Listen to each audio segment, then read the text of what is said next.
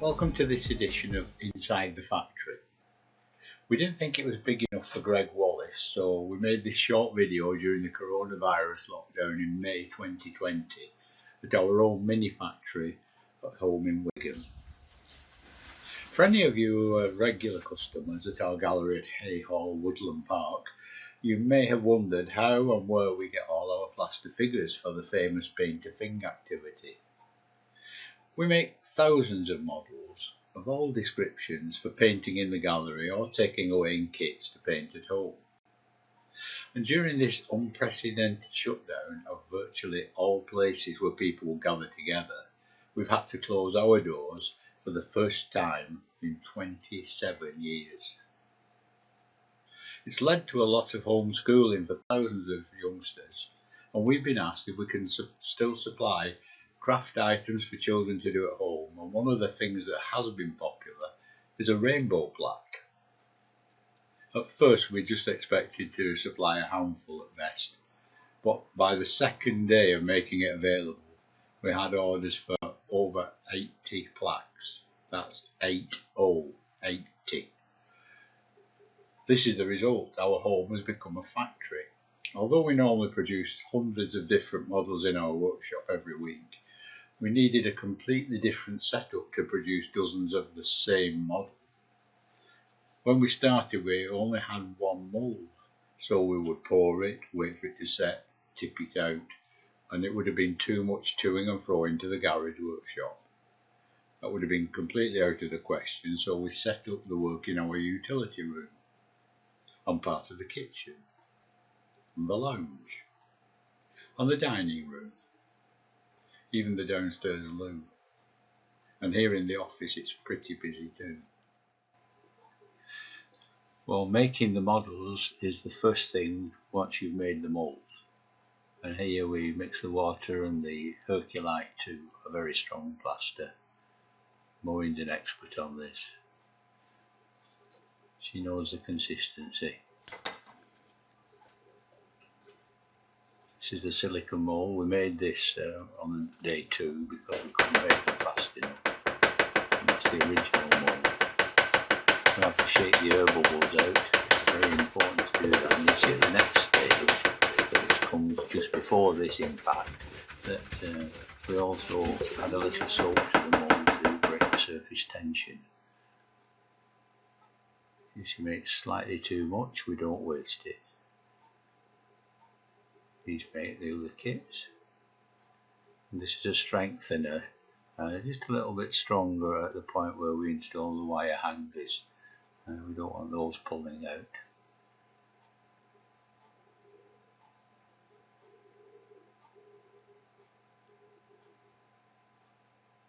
Little mark on the top of each mould so we know where that goes.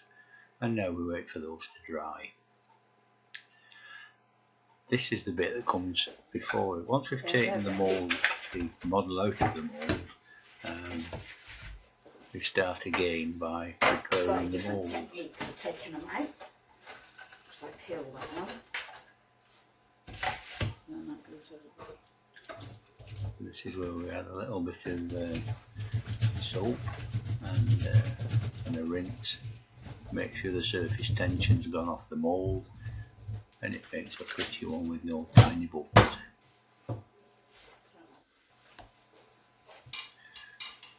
This next stage starts again in about half an hour from the last one. Okay, dry. That's the longest part of the job. It can take days.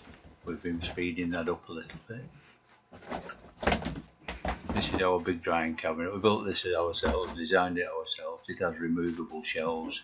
We fill them up, put another shelf in, keep filling it, and it keeps running for 24/7.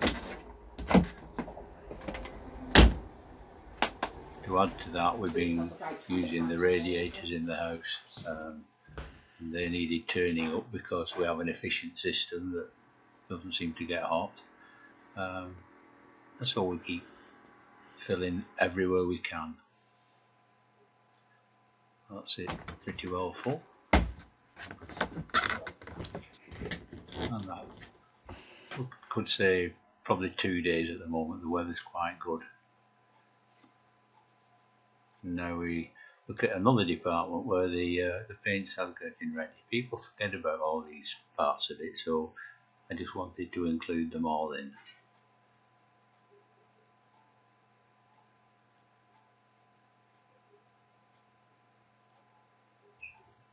We don't normally do 3 or 4 of one colour, but I thought this was more colourful for the video than me doing 30 pots of red and then 30 pots of blue, and you would be dying of boredom by the time I was halfway through. I know how I feel when I'm doing it.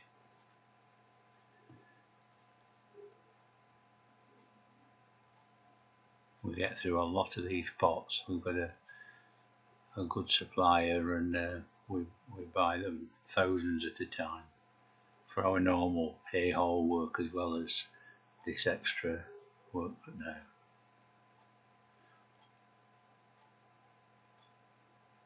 Just in case the lids come open while they're in the envelope, we are packing the pots in a plastic wrapper as well, just to make sure there's no damage.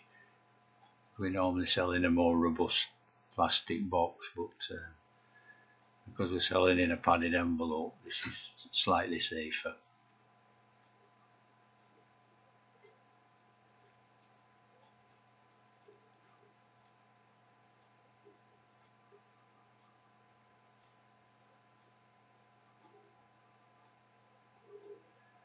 And the printing works.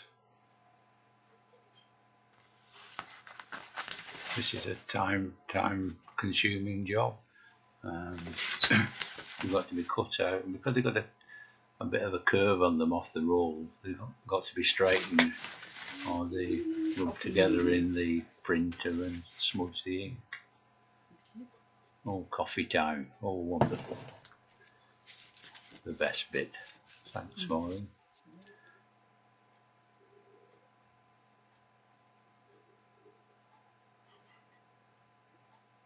More to this modelling than just mixing plaster, isn't there?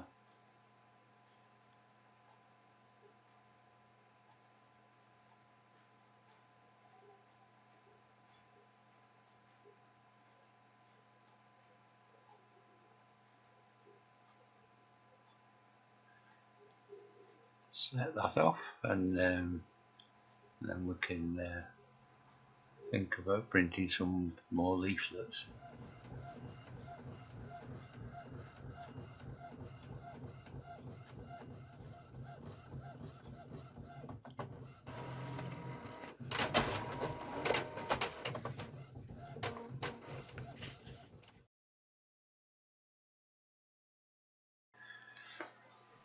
While we're in printing mode, we print all kinds of different labels and so on for the business. All our leaflets are saying that we're open every day, and so we needed to put a disclaimer on to say not actually open. And so I print 24 at a time of those and stick them on the leaflets, just to let people know that although we're giving a leaflet with every item going out, it's telling lies. We're not really open. There's the leaflet. We're open every day. No, we're not. So we'll stick this one on, so I don't feel guilty. And that says we're not open every day. Nice to keep everybody in touch. We design and print all our own labels. Usually quite an interesting thing to do.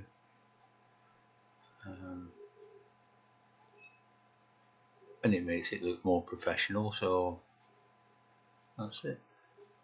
Considering how many we've got to do, that's as good as it's going. Okay, where it all comes together. This is when the finished product becomes a kit.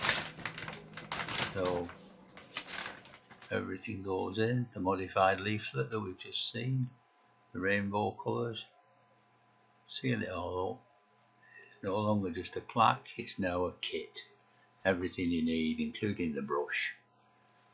And then that goes into the dispatch pile. And the next thing we're going to do is get those labelled up. Dispatch and delivery, or utility room in this case. We have the labels waiting, that's saying who it is and how many they want, and that can go off to dispatch. Maureen actually spent ages, the phone never stopped dinging the other night while she was taking orders, so we've got a spreadsheet so we know what they are. And these are the packages waiting near the front door. People come, push the money through, then they step back behind the wall and we put the packages out, and then they can collect them. Also, we've got 1 or 2 big orders going out, 20, 30 at a time, so I do drop those off. Same thing, 2 meters. Well, I hope that was enlightening. I hope you've enjoyed looking around inside our factory. I'm off now. I have to try to buy half a ton of plaster from Yorkshire soon. Keep safe.